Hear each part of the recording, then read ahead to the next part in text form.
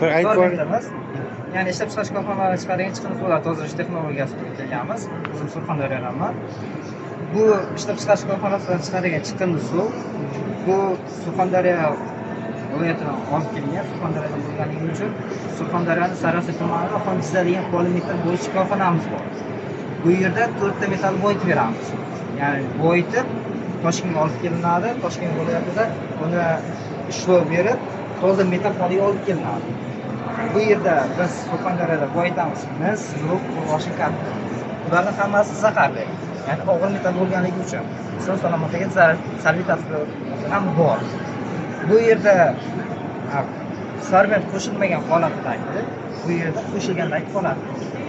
Bu qo'shilgan holati hozir bir aylantirib ko'rsatilgan sizga. Ya'ni tagida turgan tosh u magnit hisoblanadi.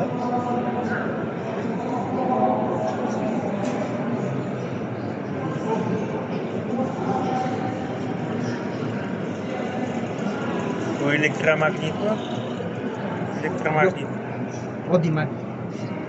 Hozir bu xuddi mana shu holatga keldi, ikkalasi bir xil holatga keldi. Hozir ma'lum bir vaqtdan so'ng, bir necha daqiqadan so'ng boyagi holatiga qaytadi. Dastlabki holatga qaytadi. Cho'kadi. Cho'kish davrini tezlashtiryapmiz. Ya'ni bu yerdagi mana ko'rinib turibdi, to'pana qarasangiz ko'rinib turibdi.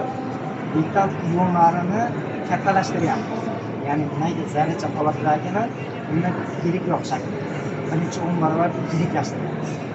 Yiriklashtirganimizda va u ma'lum bir massaga keladi. Massaga kelgandan keyin u sekin astalik bilan cho'ka boshlaydi. Cho'ka boshlaganda cho'ka holatiga keladi. Bu yerda tahlil natijalari bor. Bu yerda shaxtadan chiqadigan dastlabki, ya'ni tozalanmagan suv spektri. Bu birinchi bosqich, ya'ni mana shu holatdagi hozir tinadi bu. Tingandagi spektr dastlabki bilan keyingini chiziqlar kamaygan. Bu yerda chizig'imiz ortyapti. Bu chizig'imiz natriy metall hisobiga. Natriy metallni odam osh tuzi yordamida iste'mol qiladi. Ya'ni natriy qiladi.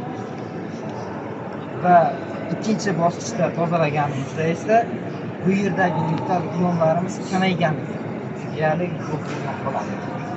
Bu yerda ishqoning suzaydi. Bu yerda ishlab chiqarish korxonasidan chiqadigan chiqqan suvlarni bosqichlarini kamaytirganligimiz. Ya'ni bu yerda korxonadan chiqadigan chiqqan suv bu birinchi bosqich hisoblanadi. Ya'ni mana shu bosqich hisoblanadi. Bundan keyin